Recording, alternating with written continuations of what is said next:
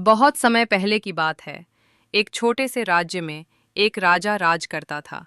वह अत्यंत अमीर था। उसके खजाने में सोना, चांदी, हीरे जवाहरात की कोई कमी नहीं थी।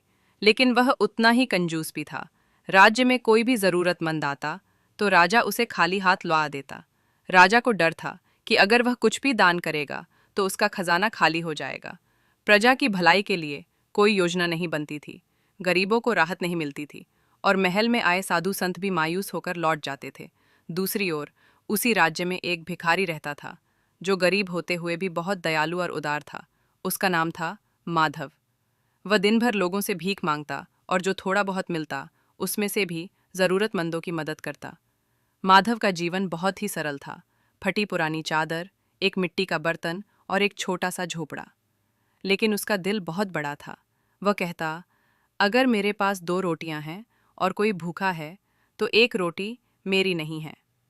एक दिन उस राज्य में एक गंभीर सूखा पड़ा। फसलें सूख गईं, तालाब सूख गए और लोगों के पास खाने को कुछ नहीं बचा। राजा अपने महल में सुरक्षित था, परंतु प्रजा तड़प रही थी। एक दिन राजा अपने महल की खिड़की से झांक रहा था। उसने देखा कि लोग भूखे हैं, बीमार हैं और मदद के लिए तरस रहे हैं। पर राजा का दिल नहीं पसीजा। उसने सोचा, अगर मैंने मदद करना शुरू कर दिया तो लोग आदत बना लेंगे और फिर मेरा खजाना जल्दी खत्म हो जाएगा।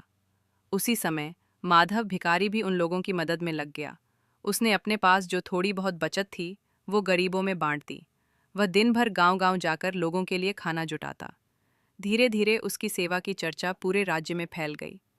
एक दिन राजा ने अपने दरबार में पूछा, ये माधव कौन है जिसकी इतनी तारीफ हो रही है?